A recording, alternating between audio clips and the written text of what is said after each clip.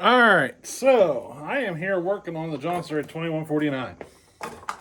I'm at a point now that I can attempt to start. So this is a full-blown carb swap. Switched it to a 372 style intake, custom impulse line. Well, I'll just kind of go over. I'll just kind of show you what I did here and go over it. But I'm ready for the first start. Well, the first start after these modifications. Now, I don't think this is going to make this all take off like I want to in the end, but this is one step along the process.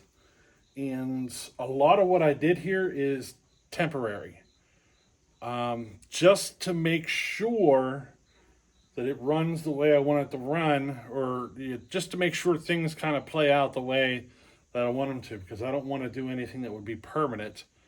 You know what I mean? So everything's just kind of rigged up to be temporary. And when I say it's rigged up, I mean it is rigged up. So we're gonna wait until we're a little further along to make final decisions on whether or not this is the way we want it to go. But this is the 2149 with a cheap aftermarket 346 top end on it, ported up. And then I just installed a 372 intake. I was going to use an 046 style carburetor. Matt House suggested that. And I got one. It's just the one that I got is a piece of junk. Brand new. It's junk. Like, I don't even know if it's any good. It's freaking the linkage. I don't know. It's all sloppy. It would leak at the throttle rod. Like, it's horrible. So I'm not using it. I'm using a brand new aftermarket 372 carb. And the two are pretty close. They're pretty similar. So, you know what I mean. I was going to use the 046 style carburetor though. It was more work getting the throttle linkage, because the throttle linkage and getting everything, like the geometry of everything just right to make it work perfectly, was probably the biggest pain in the butt in this whole swap. Everything pretty much bolts together. It's just this ended up being a pain in the butt because of that throttle linkage and getting the geometry just right. And I'll show you here in a second. In fact, I'll just go ahead and show you what I did. And I'm warning you, this is temporary, so it does look quite ugly, but I didn't want to do anything that would be permanent. You know what I mean? So here we go.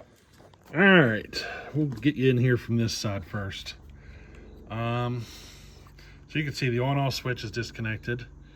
It's a 372 carb. I'm using the 372. You see the throttle cable. I'm using that clamp system to keep everything together. That's a 372 intake boot, an OEM 372 intake boot clamp. The impulse and the fuel lines are kind of rigged up and ran. You're going to see this piece of wire going around the carb. You see it? Going the whole way around. And it goes into these bolts. I did that to keep everything solid. Because I'm using throttle linkage now, it was wanting to kind of tweak on the carburetor and move it as I pulled the trigger. And I just wrapped a piece of, that's just MIG wire. I just wrapped it around, ran it into these screws to hold that sucker still. You know what I mean? If we end up sticking with this setup, we'll come up with something a bit more permanent. But this is just kind of to get me going for now. You know what I mean? And I didn't want to go with this type of an air filter setup. There's other options that we can go with. That's why I'm kind of like, let's see how this does, because we might end up going and ripping this all off and putting in something else that still uses more of like the factory air kind of setup, the air filter setup, but from a different saw. Something that flows better than the original one, but not something like this. You know what I mean? So we'll see. We'll see how this thing progresses. That's why I have it rigged up kind of temporary. I'm just looking to get her fired up and running, you know? What else? The throttle linkage and everything, you can see she's all kind of weird, and, you know, I got some welding done down in there and stuff. I made all that throttle linkage to, you know what I mean? And it ended up being a pain in the butt to get the geometry just right to where she would go to full throttle, because there's full throttle, and return to idle. You know what I mean? It took a bit of work to get that geometry just right. I'll have to do something because it's rubbing that fuel line. I'll probably just have to make a longer fuel line so that it doesn't rub if we stick with this method, you know. But there she is. And we're actually ready to start it. If you'd like, we can see if this 372 carburetor makes this thing run and cut. I'm not going to put the top on it. I'd have to cut the plastic and everything, and I don't want to do that. Not unless we stick with this permanently, you know what I mean? I'm fine with this setup. It doesn't really bug me that much. It's just I was going to avoid it, you know? So I'm kind of like, I don't know. I keep talking about how I don't want to do it, how I don't want to do this, but I'm really completely fine doing it. It doesn't really bug me that much, you know? So we'll see how she progresses. What do you say if we get this thing to start up? All right. We're just going to see about getting her started right now. Any tuning I'm going to do, I'm just going to wait until I'm out there by the log, just because I don't have a place. I have the barn chain on it. I'll wait until I'm out by the wood to turn on screws. Let's just see if she fires up first. All right. I got the choke on. And everything's hooked up, I think. Hopefully. I keep second guessing. Did I get this fuel line and impulse line reversed? I don't know. We'll see. If she don't fire up, we'll know, right? Does she have fuel in it? Yeah, we got fuel. All right, let's see what happens. I haven't adjusted on these screws at all, so it's probably going to be pretty far out of whack.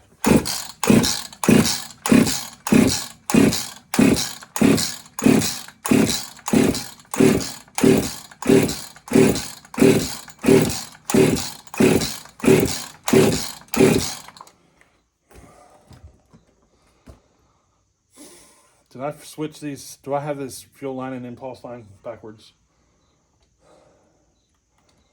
That's what I'm starting to wonder. Switched. Let me switch these around. I was looking, there's a fat one and a skinny one. So I just went, okay, we'll go with the fat one for the fuel. You know what I mean? And I'm thinking that might be backwards. So let's switch them. Give them a little switcheroo. Let's see if she fires up now. I think I had her backwards.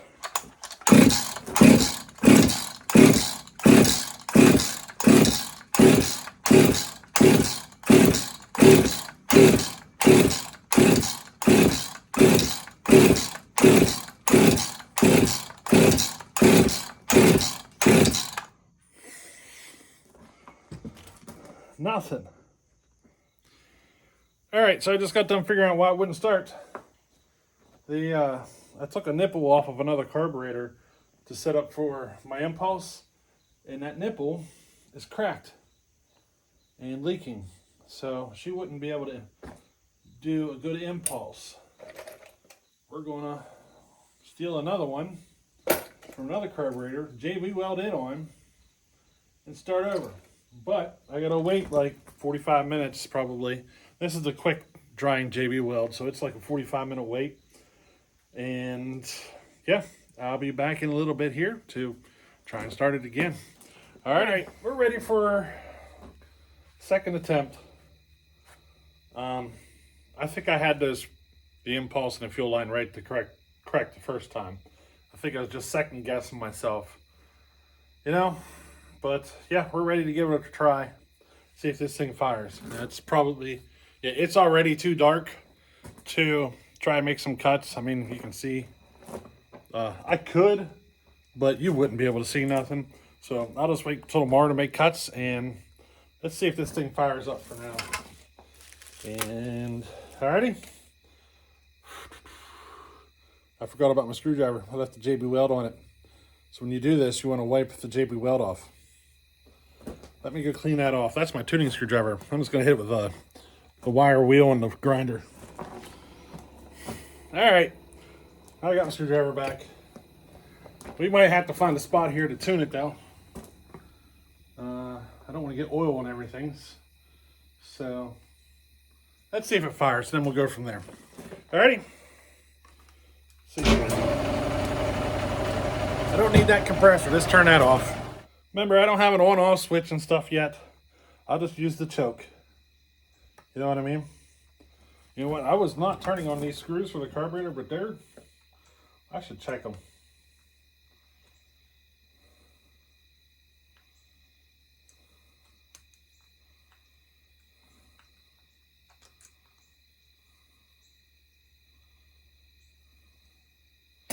There. We'll start with 1.5 turns on both. Let's see what happens. Has a compression release, but I'm not using it right now.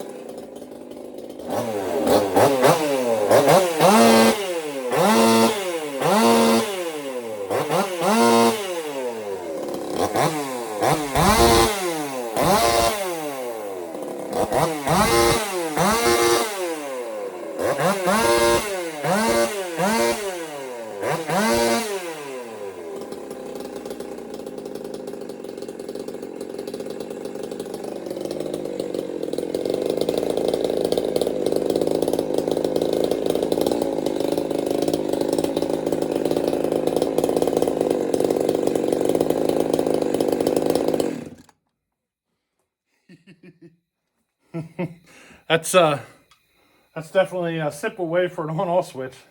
It'll be easier to rig something up. But it already feels a lot better. Feels like the timing, there's going to be an issue with the timing. It just got this laziness to it that is typical with timing issues.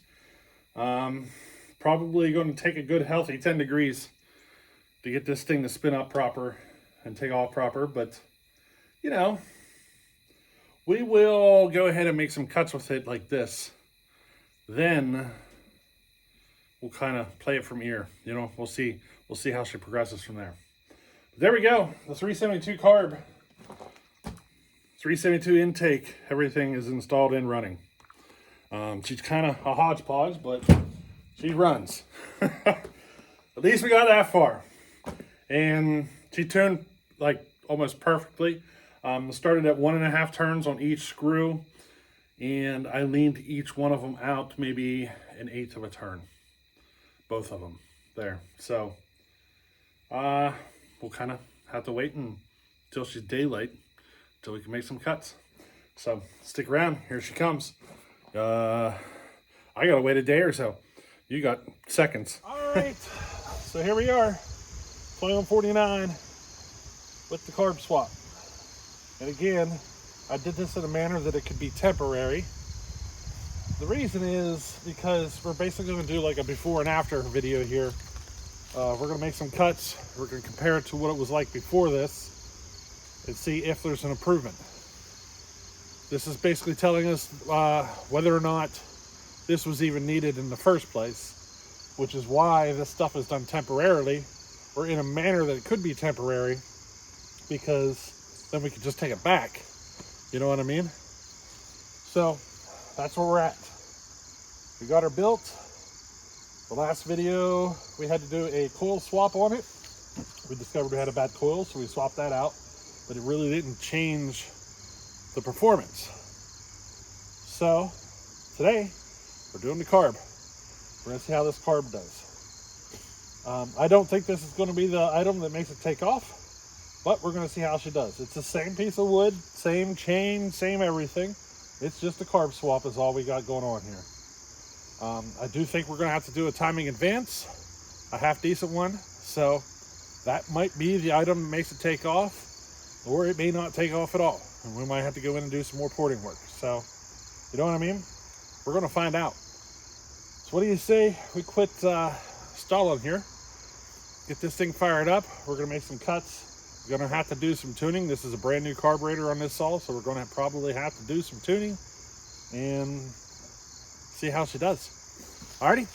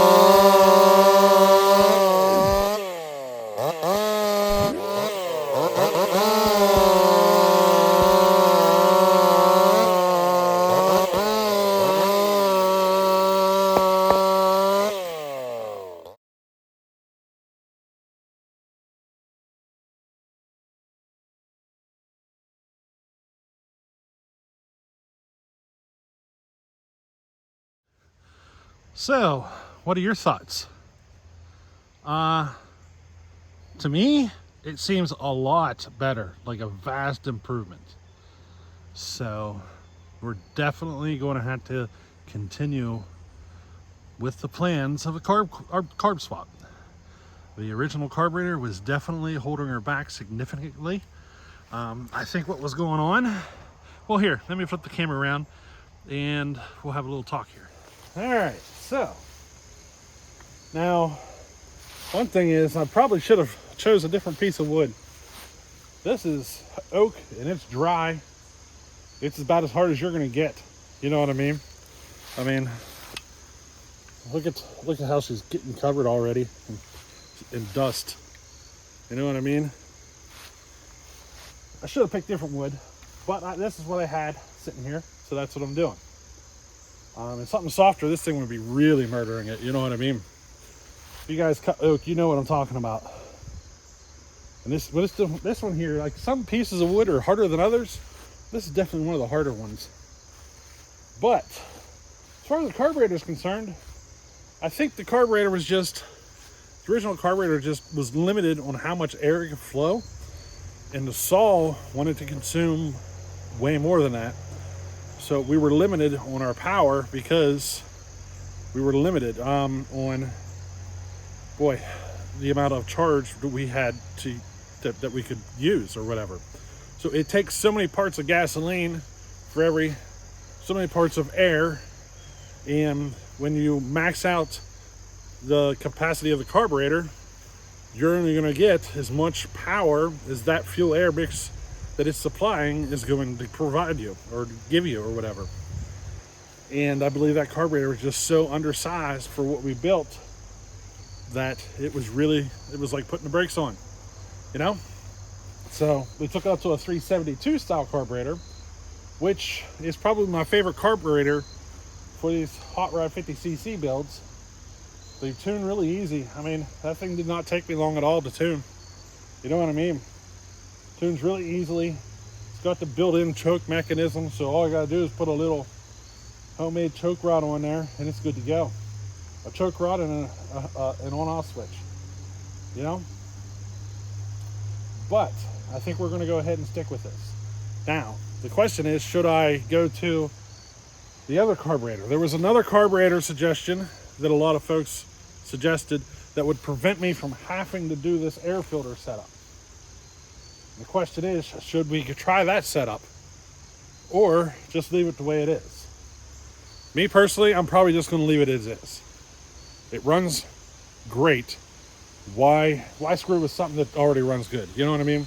I didn't want to have the big air filter sticking up, but you know, it's good enough. It's possible to get them to perform really well without that, you know? And I don't know. I can tell you just from the feel of it, I think it's faster than a Husky 5000 project. It's definitely more torque. This definitely has more torque than my Husky 5000. I don't know if it's spinning more RPM or anything, but I'm fairly certain it's faster. I will find out for certain down the road, but I'm fairly certain this is faster than my Husky 5000 already. And we still have to do the timing advance. We'll do that on probably the next time you see this thing cutting. We'll be playing with a timing advance on it, and then we'll be working on a proper chain for it. So 2 more videos probably on this saw, and hopefully it performs in a manner that we can run at Sawfest. I'm already fairly certain we're going to be able to run it at Sawfest. I have 2 weeks, 2.5 weeks, something like that, of prep work between now and Sawfest. I'm fairly certain I can get this going. You know what I mean? I could take it as is. I just have to put a cover on it, and I could run it just like it is. But I'm fairly certain it'll be fine. I'm completely happy with it. But yeah, the carb swap definitely found a lot more power out of that carb, and the next step is going to be our timing events. We'll see what she does. She feels a little lazy. I don't know if it's going to make it spin any faster, cut any faster, or anything like that. It might just improve some of that laziness on the trigger. So we'll see how it progresses. And I've heard about 10 degrees from other sources is usually what these things like. So we're probably going to plan for about 8 to 10 degree timing advance and see what happens, you know? But so far I am pleased, very pleased. There was something else I was going to mention. I'm forgetting right now. Let me think. Oh, yeah. What was I going to say? I still have to do my 3120 build, which I'm probably just going to work at getting it running, and we'll run it as a factory saw. So I still got to do that, and I still got tweaks on a bunch of other saws. but you know, I still got more work to do to this. So hopefully we can get all our tweaks done. If we don't, you know, we'll see how she plays out. Alrighty, catch you in the next one. Later.